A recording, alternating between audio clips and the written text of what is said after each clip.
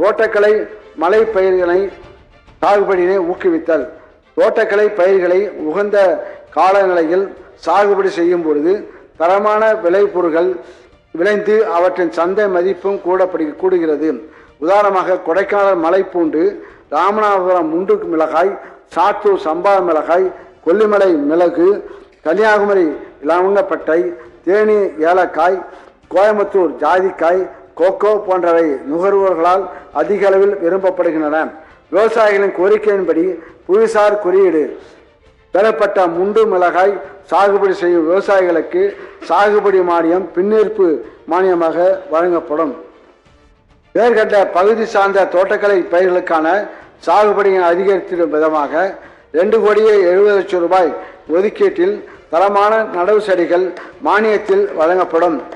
ஒருங்கிணைந்த தென்னை வளர்ச்சி திட்டம் மல்லல் தெங்கு, இளநீர் பெய்யும் பண்டியும், மெல் இலை பண்டியும், கமுகின் மேதகு பல் பழுக்காய் குலை பெய்த பண்டியும், ஒல்கு தீம் பண்டம் செய்து ஒழுகும் பண்டியும் என தேங்காய், இளநீர், வெற்றிலை, பாக்கு, இனிய பண்டங்கள் ஏற்றிய வண்டிகள் சென்றன என்று சீவக சிந்தாமணி கூறுவதன் மூலம் தெங்கின் இளநீர் உதிக்கும் வளமிகு நன்னாடு என்று புறநானூறு கூறுவதன் மூலமும் தென்னையின் சிறப்பினை நாம் உணரலாம்.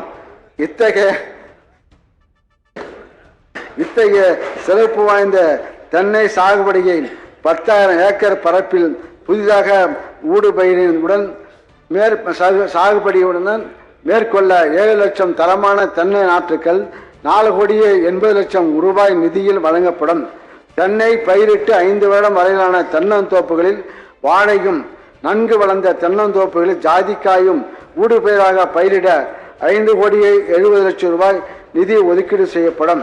தென்னை நாற்றாங்கால் அமைத்தல், நாற்றாங்கால் மேம்பாடு, பழைய தென்னந்தோப்புகளை புதுப்பித்தல், தென்னங்கழிவுகளை மக்கள் செய்து இயற்கை உரங்களாக மாற்ற இயற்கை உரம் தயாரிக்கும் கூடம் ஏற்படுத்துதல் ஆகியவற்றுக்கு மானியம் வழங்குவதோடு தென்னை சார்ந்த தொழில்நுட்பங்களை விவசாயிகள் அறிவதற்கு ஏதுவாக விவசாய நிலங்களிலும் தென்னை நாற்றாங்கல் மையங்களிலும் தென்னை செயல் விளக்க திடல்கள் அமைத்து உற்பத்தியினை அதிகரித்திட வழிவகை செய்யப்படும்.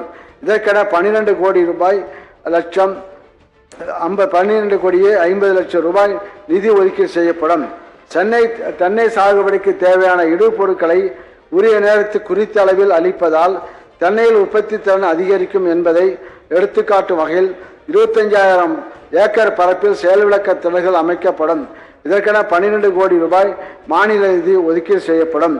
தென்னையில் கேரளா வேறுவாடல் நோயினை வெள்ளை ஈக்களையும் கட்டுப்படுத்த தேவையான ஒருங்கிணைந்த பூச்சி நோய் மேலாண்மை உத்திகளை விவசாயிகளுக்கு வழங்கிட 1,15,00,000 ரூபாய் ஒதுக்கீடு செய்யப்படும். உரிய நேரத்தில் தேங்காய் எண்ணெய் அறுவடை செய்தல், சூரிய சக்தி மின் உலர்த்தி கூடத்தில் உலர்த்துதல், எண்ணெய் தயாரித்தல் முதலியன 5 தென்னை நாற்று பண்ணைகளின் செயல் விளக்கமாக நிறுவப்பட்டு விவசாயிகளுக்கு பயிற்சி அளிக்கப்படும்.